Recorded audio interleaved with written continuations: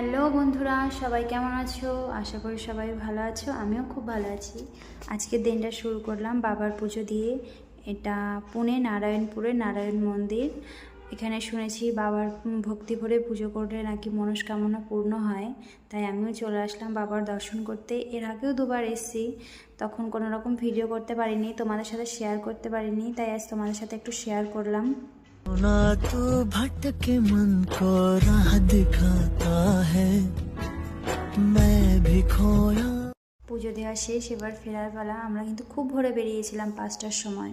আমরা যেখানে থাকি সেখান থেকে যেতে না হয় করে প্রায় 2 ঘন্টার উপরে। बादल की चाह